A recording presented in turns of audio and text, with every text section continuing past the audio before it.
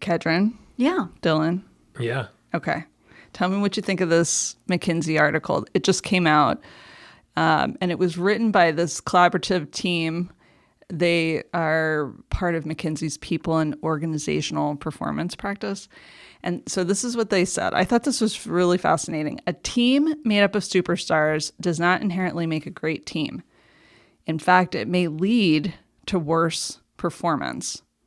Although individual performance does matter, it's not enough for each person to perform at their personal best. The dynamics of how those individuals interact are equally, if not more important. They make the difference between operating as an individual team and operating as a team of individuals. Okay, they make the difference between operating as an individual team and operating as a team of individuals. Mm-hmm.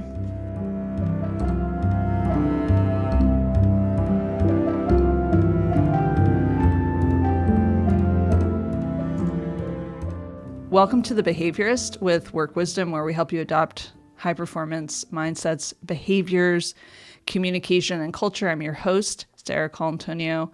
Our intention for the Behaviorist podcast is to share accessible, concrete practices that you can weave into your whole life to begin a shift toward joy and meaningful achievement. Today, we're turning our focus on executive teams that foster long-term greatness, and I'm grateful to have Kedren and Dylan joining me. Kedren's our founder of Work Wisdom, obviously. Dylan Ellert is our business advisor and strategist. He's also the COO of Two Dudes Painting. So thank you both for being on the show. You bet. Thank you. Today, we want to explore this idea of incredible exemplary teams, and I think the real distinguisher here is that we're talking about leadership teams, executive teams. Mm-hmm. And so we talked about I mentioned the McKinsey article. What's your response? What's your take? Can I jump in first? Yeah. So the first thing I think about is basketball. Yeah. So I love watching basketball. It's a similar principle they talk about a lot in basketball. So there's in basketball over the years, there's been a rise of the super team, putting a lot of stars together. Mm-hmm. And sometimes it's gone really, really, really well. In the case of the Miami Heat back in the early 2000s, LeBron James and Dwayne Wade and Chris Bosh, and they won 2 championships and so on and so forth. There's been other examples like the Brooklyn Nets in around 2015. They had 3 really star players come together and it imploded and exploded. Okay. Ego? What was the problem? Personalities, a lot of things. But I think it's interesting in like basketball, they talk a lot about like, hey, you can't have everybody be a scorer on the team. Mm-hmm. Somebody needs to rebound the ball. Somebody needs to pass. Somebody needs to set the screens. Somebody needs to, and there's all these things that need to happen on the court that isn't just star output. And that's what I think about. Like, and it's a really interesting principle because when I think in terms of executive teams, leadership teams, even building strong teams within any organization, my inclination is to always have a bunch of stars. And I think it's a really interesting kind of principle to kind of dig into of, hey, who's setting the screens? Yeah. You know, who's clearing the boards? You know, who is, the person that's could score a lot more on another team, but is willing to score a little bit less because that's what's going to service the team the most. So I think it's an interesting principle. I think it's powerful, and I think it's a modern dilemma because, yesterday on Work Wisdom's social media, Allie had posted this little trust equation, and part of the trust equation, it ends in divided by self-interest. Divided by, so, integrity and reliability times, all of these things divided by self-interest. And somebody jumped onto our LinkedIn was like, yeah, what do you mean by this self-orientation? Because there's so much interest in self-preservation, in boundaries, in self-care, that teamwork, team orientation feels a little antithetical to self-orientation because it is. And I think it's kind of unpopular to talk about I don't want to say selflessness, but prioritizing team orientation, and that I am thinking about my chemistry in this group of people rather than my ability to be a star. So, and we saw that in one of the articles that we just read in Review Club. But I want to know, what's the best team you've ever worked on or played on, and what do you think made it so extraordinary? Yeah, the current team I'm on. No, I think our team at Two Dudes right now is kind of sort of finding its footing in terms of that basketball analogy. I think what's really kind of actually making us really excel is we're starting to really kind of understand our roles within the team. And again, maybe I'm just kind of following up on that thread from that, but I do feel like before that we didn't have a problem of too many stars, but everybody wasn't really thinking, we weren't thinking enough as a team of like, how do I really amplify the team, the organization, by providing this unique skill set more than other people do. You know, maybe it's this person's the kind of implementer on the team. It's not that they don't have ideas when we sit around the table, but their core strength when we get out on the court is they're going to implement the ideas into the organization. And I don't know, I feel like the team I'm on right now, the executive team we have at Two Dudes, is really finding its footing in that way. And I really like that. Yeah. It does feel good. It does feel amazing. Yeah. And it also feels like when we're on extremely high performing teams, we've never landed. You know, I think that when we're on a high performing team, it always feels to me like, and it could get better. Maybe that's the perfectionist in me. I think the team that we have right now at Work Wisdom is extraordinary. And I am still trying to analyze, why is it so good and how do we make it better? When I reflect on my career, it would be this team that I was on in my early 30s, late 20s, early 30s, running an AIDS housing organization. And I think the ingredients of what made that leadership team so extraordinary was a commitment to the vision, high skills. Everyone was bringing amazing skills, and this team orientation. Not saying everybody was selfless, and that was not true. We all had boundaries and healthy, understanding of when to say no, but a true team orientation, knowing what our roles were and how to support the chemistry to make it great. Yeah, I think it's so important to reflect on, because the next thing I want to know, and I think that listeners are going to want to know, is there a killer recipe? Is there something that an executive who's forming a new leadership team maybe, or trying to get the team that they have to work together, focusing on the dynamic, of course, what do you need? What are the ingredients? I think Kedren's, and it was actually pulled out in the Genius Team's article, little snippet in HBR, but it does start first with purpose. I think that was the biggest thing that really jumped out the page, off the page for me. And when you're kind of talking about that, it's, in some organizations, it's easier to find purpose. I mean, the organization you're talking about, Kedren, it's like, we have purpose. Yeah. There's an emergency going on. Yeah. We have to get going. Like, we need to do things. And not every organization is going to have that necessarily. I mean, some organizations, it's going to be like, oh, we produce bars of soap. It's like, oh, okay. What's this sort of like core motivating purpose? How are we going to get out of bed in the morning and be like, you know what? We need to achieve something. I can't achieve it alone. We all have a shared objective, a shared mission, and we got to get to it. And I think that's the foundation. Everything else can go from that. And we'll talk about in a second about kind of learning how to be more pleasantly disagreeable as a team and having that sort of crackly tension in the room. And you can't have that pleasant disagreeableness, that willingness to really dig into somebody, really kind of push somebody outside of their boundaries, unless there's an objective you're moving towards. And that vision, that objective is the foundation. Yeah, that's the spark. That's the fuel. Yeah, without it, I honestly, I don't know how to motivate a team collectively without a clear vision. It's something that's really high altitude and that's a stretch and that's possible but maybe not probable and all of that. What is winning? I think we can talk about the recipe and the ingredients that come from the research. Obviously, trust. That's the number one that comes out of pretty much every set of data when you think about high-performing leadership teams. The ability to communicate is really critical. What we know from Project Aristotle at Google was psychological safety, conversational turn-taking, the ability to take risks interpersonally, feel accepted and respected, say it anyhow. But the one that Sarah and I were talking about the podcast last night, and we said, nobody ever talks about this, but it's so true.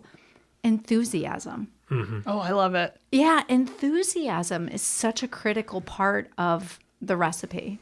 It might be like salt. You have to, without it, but nobody talks about it. I haven't really heard anybody talk about that sort of, hey, pick me. Or this is awesome. Honestly, Dylan, you on Slack, just like, go atta girl, way to go. And I'm like, oh, Dylan said that was great. I'm going to go for more. How do I make Dylan happy? How do I get the owl parrot emoji? So anyhow, I do think enthusiasm is an,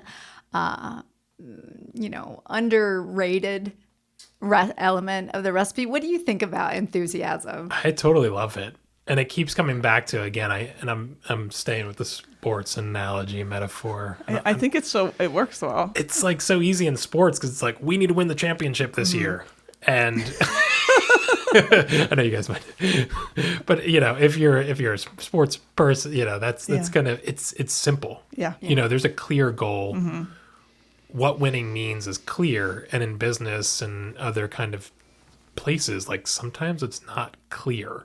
Yeah. What winning is. And until you really define that, I feel like enthusiasm's hard to come by. Because it's like, oh, we just make bars of soap. What does that mean? It's just a difficult thing to really wrestle with, is getting that winning aspiration really defined and making sure that everybody can buy into it, and making sure that that winning aspiration is animating enough that it's going to catalyze everybody that kind of jumps on board. So yeah, I'm working on a winning aspiration with an organization right now, and they're resistant to saying what winning is because they're afraid they won't be able to achieve it. And so we've been talking about the pretenders a lot here today. So I kind of want to quote Chrissy Hine. But, this idea of reaching for the stars. And, what does that mean to reach for the stars, even though we might not be able to? In the streets, in the bars, we are all of us in the gutter. Some of us are looking at the stars. But without that clear picture of what are we reaching for, there isn't sparkle. I think it needs to be big. Yeah. I mean, again, coming back to the sports metaphor, it's like every team starts the year, they want to win the championship. And their probability of winning that championship, depending on how many teams there are, might be 1 in 30. College sports might be 1 in 300. It's low. Yeah. But that's what's animating. That's what gets people up. That's what gets people going. I think that desire to really kind of reach for the stars is what creates that enthusiasm. I don't think you can have a little goal and have people enthusiastic about it. Maybe. But I think that kind of, that little bit of craziness, that little bit of like, we're going to the moon. Yeah, let's do it. This gives my life purpose in a way that I couldn't if it's like, oh, well, we're going to go to the inner stratosphere. I don't know things about the clouds. Let's go to Williamsport. Yeah. It's like, okay, it's great there, but what about the moon? Well, and I think, of course, then that brings up another point, which is how do you then screen for what we do and what we don't do? And so we should talk about a strategy screen, but maybe not today. So, well, actually, we could talk about that. But the other thing that I was thinking was the opposite, which is part of the recipe being there is such a cost to having someone who is detracting from the vision. I think it's very costly. And I think gotta go. yeah, if you're not into this, if this doesn't make you happy and excited and get you going, then what are you doing? Yeah. And staying with the sports metaphor, I think it was Aaron Rodgers. Yeah. Did he walk off the field before there was a game where they were losing and he walked off the field before the game was over? Yeah. And I was like, dude, I mean, I have a lot of issues with him anyway. Yeah. But are you serious? Like, if you want the championship, you don't walk off the field Yep. until they have to drag you off. Like you. So I think the cost. What happened to him? Did he get fired? Or did he quit? No. He's still No, on the he's team? still the quarterback. Do we need to send our talent density podcast to the coach over there? Well, they're going through a lot of transition. Okay. All right. It's a whole different podcast. They need There's a to lot of call Work podcasts Wisdom. on that if you want to. I'm curious about when you think about emotional intelligence in your team, like what's the number one skill? On your that you- leadership team? Yeah. Executive team? Okay, this might be a cheat, but I think self-regulation. Okay. And no, I know a lot comes up into self-regulation. This is more like a Daniel Goleman EQ skill than the MHS model that we use at Work Wisdom. But so I think being able to read the room, have the self-awareness, set priorities, and behave accordingly. So that is sort of self-regulation. I think assertiveness can go into self-regulation because I do think executives need to be assertive, but it's in a self-regulated way. Chaos, I think, for me, that's unhelpful. I think there can be a lot of animation and spark and tension and all of that, but the chaos is the enemy, I think. Yeah.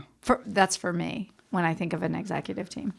Define what What do you you mean think? when you say chaos. I'm kind of interested in this. I think it's, again, the inability to regulate, the inability to discern what are we doing and what are we not doing. Talking about going on tangents, maybe? Well, or the opposite of killing your darlings, like having way too many things Yep. happening simultaneously that aren't aligned with winning, not being able to say no to things.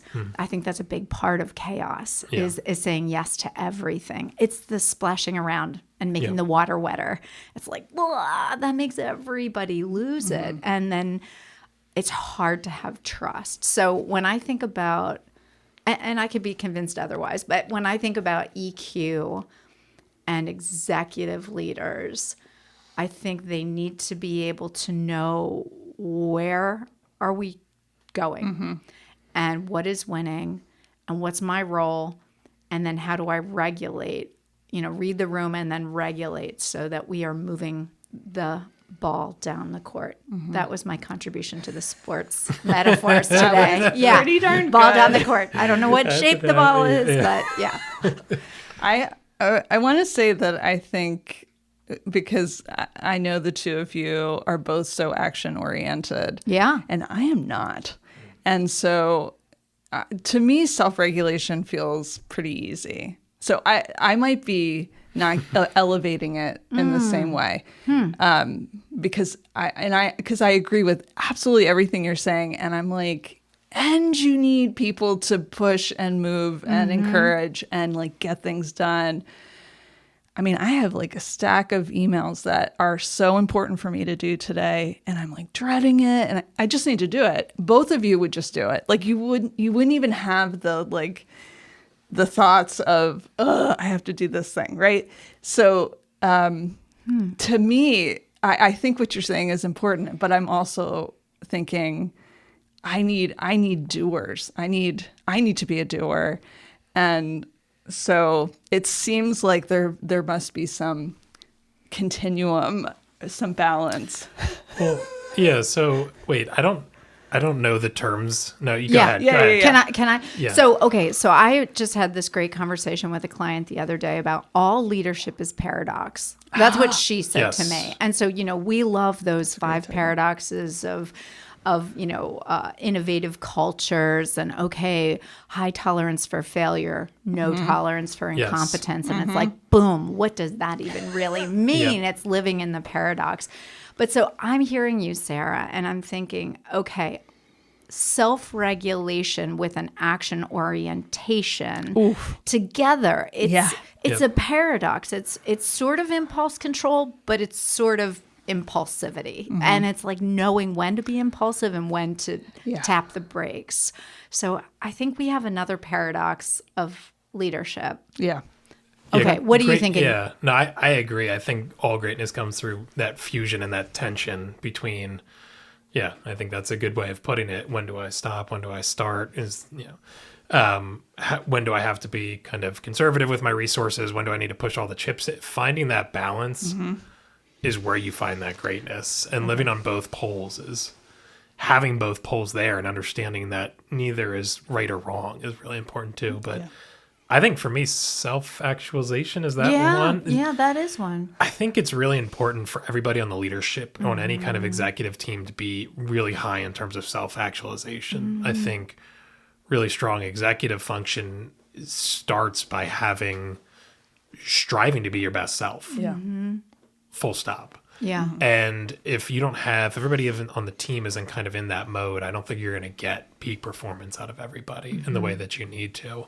And I think too, with self-actualization also comes this ability to kind of do what both of you are saying. Like if part of self-actualizing is becoming more self-aware, Yep. really understanding yourself fully. And through that kind of more robust understanding of so for me, for example, I know that I'm very impulsive. So part of what we do on our leadership team is I'm a little self-depreciating and everybody calls me a cowboy, and I'll like say something and, somebody might be like, pull out the guns and quick draw on me a little bit. And, part of that we kind of get there because, I'm always pushing to try to understand more about myself. I'm trying to learn through my failures of understanding like, okay, I made this decision. I pushed this forward. My impulse control is probably pretty low. And, I want to learn from that. Yeah. And I think that self-actualization, that self-awareness is so critical for everybody on the team. Self-awareness too, in terms of, hey, I have in the past maybe been the person that scores a lot. I was the play in the NBA. They talk about this all the time. Everybody that makes it to the NBA at one point in time was the leading scorer on their team. They're probably the leading scorer in their county, in their state. They were the best player in their state. And now they're the person that sets screens for a living. And I think that self-awareness is so critical too, of understanding like, hey, I've leveled up. Maybe I'm on a team where I have to go set the screens now. The team I was on before, I was the best player. So now I need to set the screens. I think that self-awareness, that self-actualization is critical to being a good team member. Yeah. And it's so much humility in there too. Yeah. You're also bringing up something that's, not necessarily an emotional intelligence skill, but one that's coming out from McKinsey. They just had a article launch, I think it was October 22nd, about 21st century leadership and how it's different. And so we've got 24 years that we're looking at how leadership is different now than it was, 25 years ago. And levity was one of the really important characteristics. So I love that on your team, you're, razzing each other and pulling out the guns and, hey, cowboy, and, laughing because I think it is increasingly important in an evidence-based way. We know that. So, yeah. Yeah, it does. It releases the tension. It really does. Yeah, it really does. Which is why on genius teams, when there is a lot of tension, I think the levity is so important too. Yeah, you kind of release the valve. And in Project Aristotle, which was that 10 years ago now, and Charles Duhigg, who just wrote Super Communicators, which is so good, but he reported on the Project Aristotle findings. One of the things that he talks about is cohesion with dissent. That was like a recipe of incredible teams. And I'm an Enneagram 9, and so I tend to want to avoid conflict, but boy, do I love this idea so much. And the combination of levity and being able to kind of laugh about the argument feels really good to me. But I did want to hear from, and you were kind of referencing this earlier, but what does it look like to disagree well? We need to be able to do it, right? We talk about that being incredibly important for innovation, for creativity, for being able to grow. You're gonna die if you don't, if you're not able to do this. Yeah. And so what does it look like? I think, again, it starts first with understanding having a shared goal. Yeah. Okay, if we have a shared goal, we're willing to, we're going to feel compelled to argue with somebody if we feel really strongly about, no, you are turning the ship in the completely wrong direction. Like, this isn't going to get us to where we need to go. Yeah. And I think having that is first critical. And I think if you have that everything else can kind of flow naturally to some degree. Now, I think too, it's kind of from a values-based, also, so I come from a family that argues a lot. Yeah. But part of our principle is like we're always pushing towards truth. Like what we're trying to do, it's almost like collegiate in a way. And I think it might be good to have people just like go to debate club or, maybe that time we spend in college, like just like ruminating on ideas and kind of yelling at each other is really critical because it's like, what are we doing? We're trying to find truth through dialogue. And as a team being like, understanding like this is what we do. This is a key principle of our team. I think it's so critical is finding truth through dialogues. That's how we've been doing it for centuries. I mean, we learn about this when we read, Socrates or whatever, when we're kind of a freshman in college. Like this is what they're doing. They're arguing to find truth. And I think it's a foundation of what we do principally as a culture here in America. Like it's a really big part of what we do is like we want to be disagreeable. We want to dissent. That's what's so great about our country. And I think as a team, like in teams too, we all have to embrace that. It's like, no, let's argue about this. Argument's good. Let's argue about this a little bit. And it may feel uncomfortable at certain times, but why are we doing it? We're doing it for the end goal of finding what the truth is, finding what's best for the organization, finding that idea, refining that idea, pushing against each other. I think it's so critical. Yeah. I also think culture is huge. So you just mentioned your family of origin was comfortable with disagreeing and not just comfortable, sort of eliciting, I really love Erin Meyer's work, the culture map, where she looks at different societal cultures and their levels of comfort with direct and indirect feedback and disagreeing and how it really varies. So part of my work over the last couple of decades has been working with leaders who found themselves in saltwater and they happen to be a freshwater fish. And so then they have to learn how to breathe and swim and thrive and influence in that totally different culture. And sometimes even to change the water, make it more brackish.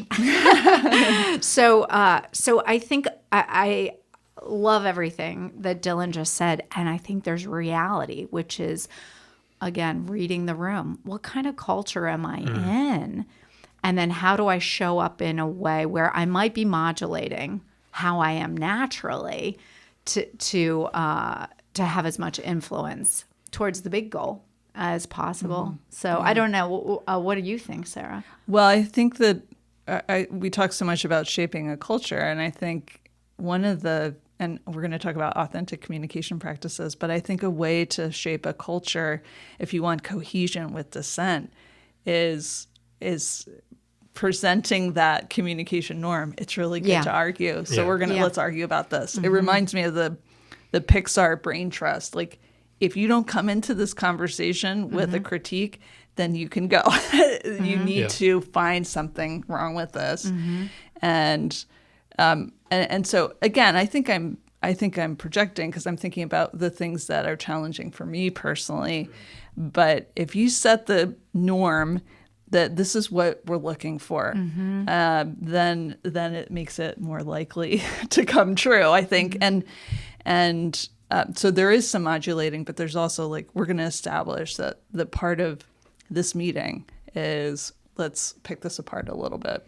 You're bringing up a really great point, and I think that establishing leadership behaviors for your executive team is critical, and being as explicit and maybe even unapologetic as possible, because you need to be clear to be kind.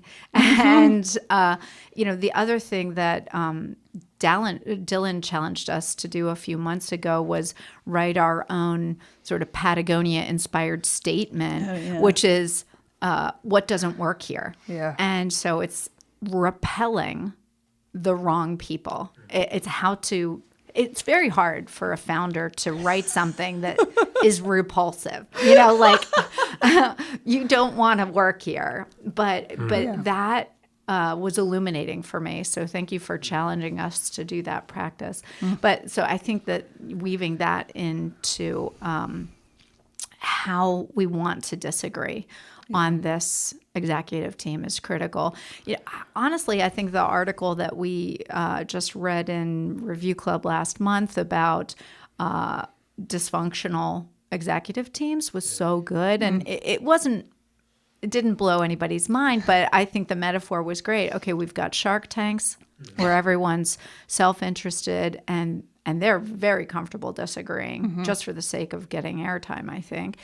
Then we've got those petting zoos where harmony is the priority. Yeah. And too much. I agree 100% with everything that Sarah and Dylan just said. Let's just push this through and consensus all day long. And then the mediocrity.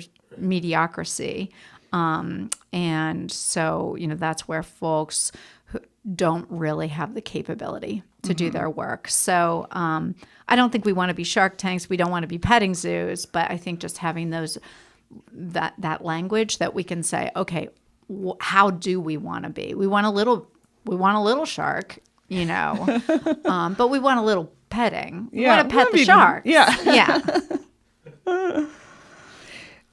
What's the number one authentic communication practice you want to see in an executive leader?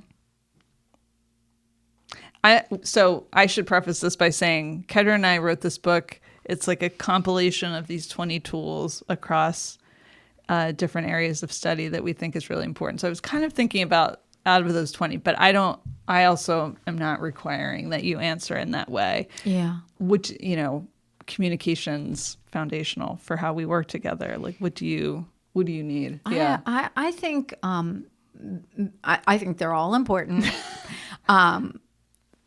Authentic self-communication, I think, is maybe the most important for an executive. So really examining what are the stories I'm telling myself and learning how to dismantle and disempower the stories that aren't really serving you so that you can keep moving forward. I think that's the most important one, asking ourselves, is this true? Yeah. I don't think that person respects me. Is that true? Yeah. Is that absolutely true? Yeah. And who would I be without that thought? And what if I let that go? Yeah. So I think that authentic self-communication takes people the farthest. Yeah, I love it. I don't know. What do you think, Sarah? Do you have a favorite? Or do you have one that when you think about all the executives that we coach and the ones that really flourish and the ones that don't, is there a tool? The one that I'm focusing on a lot is the gap in giving and receiving feedback. And it usually comes down to like giving hard feedback without it being taken personally. So it's that process of being able to have those conversations and work through getting to high performance. So I think being able to put that on rotation is really key. Yeah, maybe it's similar to you. Reflecting on your kind of weakness, maybe it's mindful listening. This is a weakness of mine. I tend to hop on my horse and ride through town and shoot him up, cowboy, the maverick. But I do think one of a principle of like, hey, it's good to argue and let's get ideas out there is being able to listen. Yeah. Like you're not going to be able to refine ideas unless you're kind of really listening to what someone's saying and not responding before, prepackaging your response, or also just kind of like not truly being in a space where it's like, no, I'm going to receive what this person's saying and hear truly, not hear what I think they're saying. Yeah. Or kind of all the biases we may be loading onto that person. Oh, this person's typically a pretty like conservative person. They don't really want to kind of go guns a-blazing into things. So when I hear their conservative feedback, I'm funneling it out because I'm like, oh, they're always got to truly hear the thing they're saying is so critical. So that mindful listening, it's like ideas are nothing, especially in a leadership team context where there's usually like the leader of the leadership team and there's usually an executive decider within that team. Like for the person in that role, so critical that mindful listening's there, because if not, you're going to be leaving ideas on the table. You're going to be leaving great ideas on the table. You're going to be running roughshod over people. And you're not going to really be able to leverage that creative tension and sort of this kind of land of ideas. And you can't harvest those unless you're listening and saying, you know what, I have bad ideas, or I don't have an idea on this. And, or I'm going to let this person who I don't really trust their ideas or why maybe it's good print. Let's take that and run with that. So I think mindful listening is critical. Dylan, you're nailing it too, because again, more research is saying that is such an incredibly important leadership skill in this modern era. So the New Rules of Executive Leadership was an article by an economist, Hewlett, that came out in HBR this spring. And she looked at 2012 to 2022 and what kind of characteristics we want in modern leaders. And mindful listening, well, they didn't call it mindful listening. They called it active listening. Okay. It was not on the board in 2012. Right. And it was in the top 10 in 2022. And so this also is really syncing up nicely with all the research about modern leaders and power. So command and control is dead. Authoritarian leadership is dead. This is McKinsey anyhow.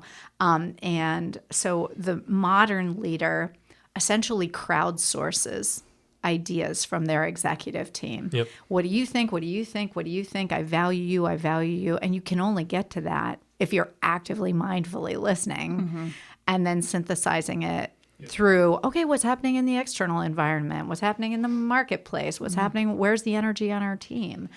And then pulling it into, this is what we're doing now, which is decisive, but it's not command and control. So I changed my answer. I'm going with whatever Dylan said. Yeah, because I was mindfully listening to him. Yeah.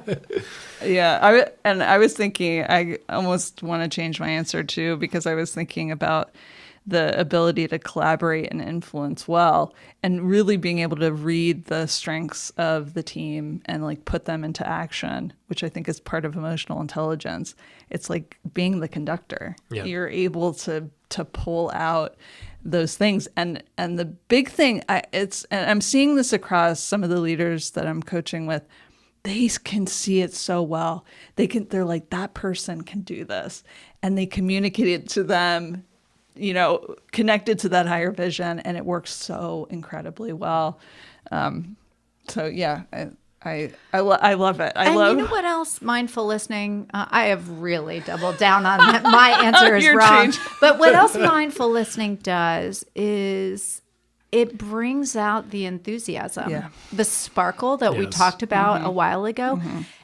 Just listening to another person helps them flourish and feel seen and heard, and that gets to that secret ingredient that we talked about earlier. Yeah, and coming back to the sports metaphor, in basketball, sometimes you gotta, they say like if your big man's setting you a lot of screens, sometimes you gotta throw them a lob so they can get a dunk. I don't know what you just said. What's a screen? But sometimes you need to let people score. Okay. You need to let the person that's setting the screen score a couple buckets. Yeah. And I think it's a similar thing. Like you might have even in a team dynamic somebody that's like typically their role isn't to kind of be the prime idea. You have to listen and encourage and let people shine Yeah. so that they can continue to kind of want to learn in the same direction. You have no idea what a great metaphor that is, Kedren. It is such a good metaphor. Yeah. It's a good screen. I know. I keep You gotta thinking feed your about big man like sometimes. IT, and he's talking so much about screens, and I'm like, did they use a lot of TV screens in basketball? Yeah. Okay, It's like you'll a explain block. it to me Yeah, later. I'll explain it to on you the way later. home. Sorry. No, I love it.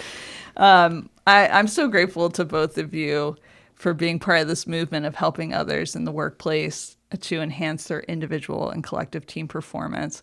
And thank you, listeners, for downloading The Behaviorist. We hope you'll subscribe to the podcast. You can always reach out to us through our website, workwisdomllc.com, where you can enjoy Work Wisdom press and productions, ask questions, and give suggestions of topics you'd like us to explore in future episodes.